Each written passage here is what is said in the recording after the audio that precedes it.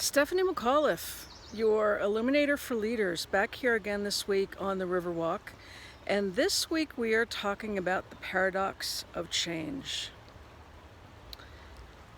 You may feel like something's ready to change, that you're ready to make a change, and yet you have been resisting, which is human nature. We will resist something for as long as we absolutely positively can, until we're pushed to do something.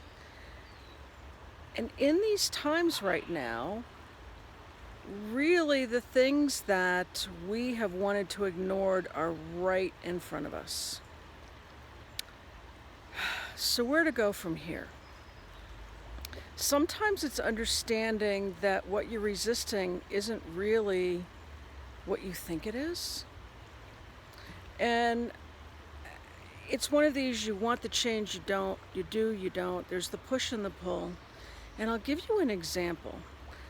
20 years ago or so, I was not at all happy in my first marriage. I had an inkling I wanted to end it, but I was incredibly resistant to making any change. And I did everything within my power to try to make things work. And then 9/11 happened. And while I was trying to figure out what the right answer was, because I was so focused on what had happened right across the river from where I worked, and I looked at the wreckage on a day-to-day basis, it took my mind off of what it is that I was fighting. And in those moments of silence, I actually received my answer, which was, I don't want to live this way anymore.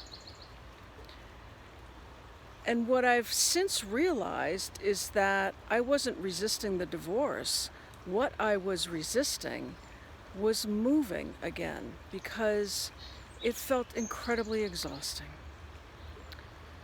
And I was resisting all of those moves that had happened when I was a child and feeling incredibly unsettled.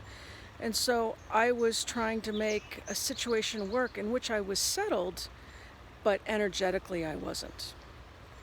So this is the paradox of change, and this is the conundrum we create for ourselves, because you want the change, yet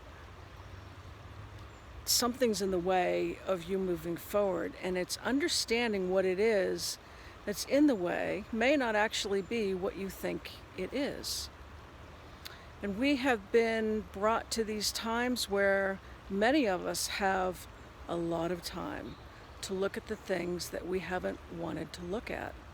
And you too may be in a space of, I don't want to live this way anymore. And it may be a small change, it may be a big change. Once I stopped resisting, and the answer came to me in the quiet.